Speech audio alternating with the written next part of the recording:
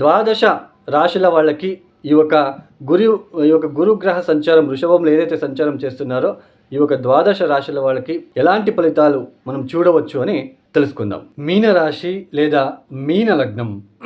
ఈ మీనరాశి వాళ్ళకి జన్మరాశిలోనే రాహు ఒక సంచారము, సప్తమ స్థానంలో కేతు. ఆల్రెడీ భార్యాభర్తల మధ్య డిస్టర్బెన్సెస్, తెలియని భయము, అంటే మీరు ఎంత ఏదో ఒకటి చేయాలని ప్రయత్నం చేసినప్పటికీ అవి అక్కడికక్కడే ఆగిపోవడం లాంటిది.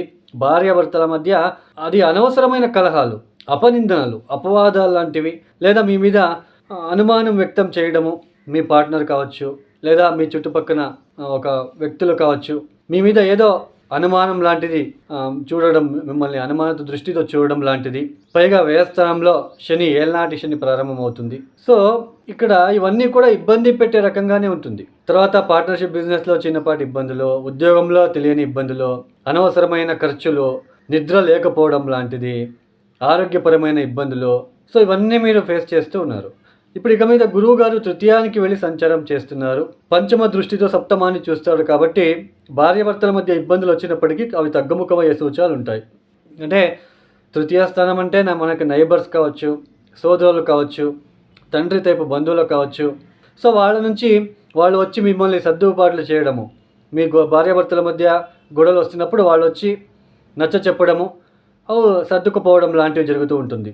ఈ సమయంలో మీరు ఎక్కువ పబ్లిక్లోనే ఉంటారు. మీరు అంటే ఏదైనా ఒక కార్యక్రమాల గురించి చర్చించుకోవడం లాంటిది, ఏదైనా పండగ లాంటిది కావచ్చు, లేకపోతే టెంపుల్కి సంబంధించిన విషయంని ప్రస్తావన చేయడము, ఈ గుడిలో ఇలాంటివి లేవు, సో ఇలాంటివి చేపించాలి, మనం ఇంకా అభివృద్ధి చేయించాలి ఆ గుడిని, ఊర్లో ఉన్న విషయాలని చర్చించుకోవడము, ప్రముఖులతో పెద్ద వ్యక్తులతో చర్చించుకోవడం లాంటివి చేస్తారు ఈ యొక్క సమయంలో.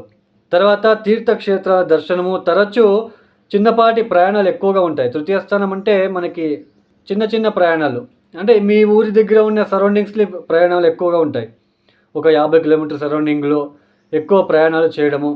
పబ్లిక్ సెక్టర్లో పనిచేసే వాళ్ళకి ఇది మంచి సమయం అని చెప్పుకోవచ్చు, బాగుంటుంది. సోదరులతో ఉన్న తగాదాలు తగ్గుముఖమయ్యేది. మీ సోదరులతో కావచ్చు, మీ అక్క చెల్లెలతో కావచ్చు ఉన్న తగాదాలు కావచ్చు, ఇబ్బందులు తగ్గుముఖమయ్యే సూచనలు ఉంటాయి. తండ్రితో సంబంధాలు మెరుగుపడతాయి.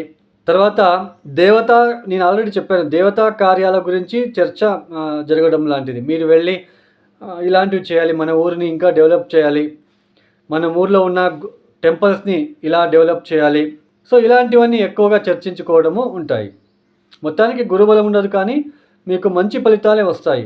దేవతా కార్యాలకి సంబంధించిన విషయంలో మీరు అభివృద్ధి చేయాలి అనుకొని మీరు ఆ ఒక దిశలో మీరు సాగే అవకాశాలు ఉంటాయి. ప్రయాణాల వల్ల లబ్ధి పొందుకోవడము, పెద్దల ఆశీర్వాదం తీసుకోవడము. పెద్దలు ఈ సమయంలో నవమాన్ని చూస్తున్నాడు కాబట్టి గురువు గారు పెద్దల నుంచి మీకు ఆశీర్వాదం లభిస్తుంది. అంటే మంచి మంచి కార్యాలు చేస్తారు, మంచి మంచి మాటలు మాట్లాడతారు. దేవతా కార్యాల గురించి, గుడిలో అంటే టెంపుల్స్ గురించి, ఆ అభివృద్ధి గురించి మాట్లాడతారు. కాబట్టి సమూహంలో, ఒక సంఘంలో మీరు హైలైట్గా నిలబడతారు. కాకపోతే అది పెద్దగా గుర్తింపు రావడానికి సమయం పడుతుంది అంతే. మొత్తానికి ఈ యొక్క మీనరాశి వాళ్ళు తప్పనిసరిగా మీరు చేసుకోవాల్సింది, కాలభైరవేశ్వర ఆలయంలో నువ్వుల నూనెతో, ప్యూర్గా ఉండే నువ్వుల నూనెతో అభిషేకాలు చేయించుకోండి. కాలభైరవేశ్వరుడికి గుమ్మడికాయ దీపం వెలిగించడానికి ప్రయత్నం చేయండి. 8 శనివారాలు నల్ల నువ్వులతో తీపి పదార్థాలని ఆవులకి తినిపించే ప్రయత్నం చేసుకోండి. శ్రీపాద శ్రీవల్లభ చరితామృత చదువుకోవడానికి ప్రయత్నం చేయండి. మీరు గురువుగారి మంత్రం దేవనాంచ ఋషినాంచ గురుం కాంచన సన్నిభం బుద్ధిభూతం త్రిలోకేశం తం నమామి బృహస్పతిం ఓం నమ గురుగ్రహ దేవతాభ్యో నమ శాంతిం శాంతిం శాంతి అనే ఒక మంత్రాన్ని చదువుకోవడానికి ప్రయత్నం చేయండి. మరిన్ని శుభ ఫలితాలు మీ సొంతం అవుతాయి. ఈ యొక్క వీడియో మీకు నచ్చితే లైక్ చేయండి, షేర్ చేయండి, సబ్స్క్రైబ్ చేసుకోండి. సర్వే జనో సుఖినో భవంతు.